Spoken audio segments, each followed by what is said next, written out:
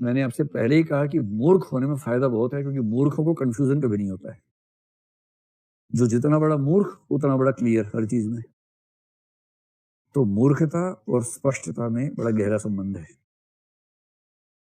और थोड़ा बहुत मूर्ख होने का फायदा भी है, बहुत समझदार होना ठीक भी नहीं है।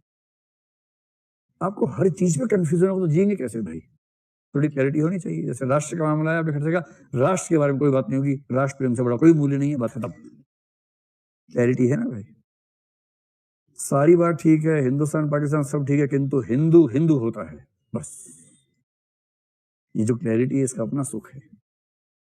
तो जिस जिस बिंदु पर आपकी एटीट्यूड स्पष्ट है, उस बिंदु पर आपकी क्लैरिटी है। आपको तथ्य विचार बहुत प्रभावित नहीं करते, और ये फायदा आपको सामान्य जीवन में आपका कॉग्निशन का एस्पेक्ट थोड़ा सा सेफ रहता है, सूटेबल रहता है। अंतिम बात है शॉर्टकट्स।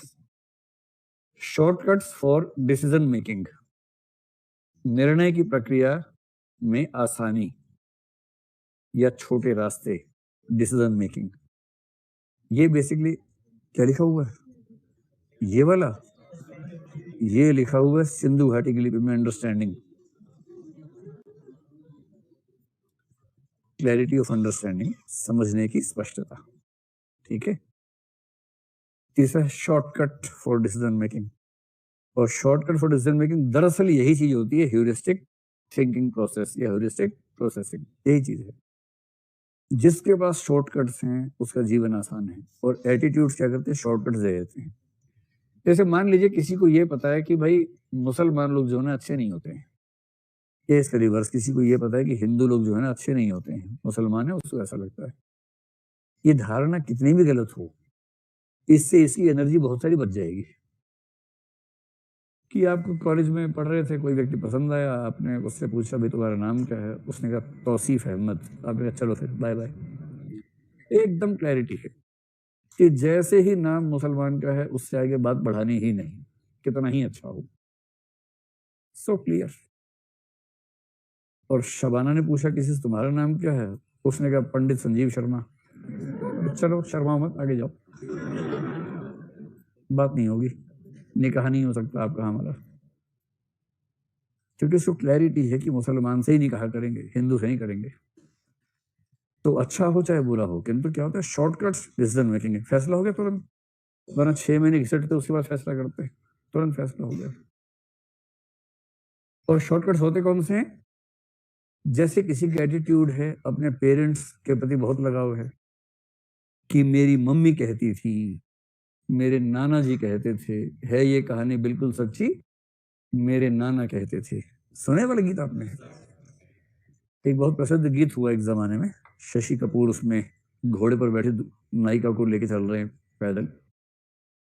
एक था गुल और एक थी बुलबुल, दोनों चमन में रहते थे, है ये कहानी बिल्कुल सच्ची, कहानी नहीं है ये कहानी बिल्कुल सच्ची, मेरे नाना कहते थे। नाना कहते थे, नाना ने कहा तो वो तो सच्ची है ही ना भाई, फिर कैसे झूठी हो गई? तो क्योंकि मेरे नाना कहते थे, इसलिए है ये कहानी बिल्कुल सच्ची। अगर आपको किसी ऐसे व्यक्ति भरोसा हो ना कि अरे यार उसने कहा है, नहीं नहीं पापा ने कहा, अरे पापा ने कहा जी बात खत्म, पापा कहेंगे नस काटो बेटा, नस काट देंगे हम, लेकिन पापा ने कहा है।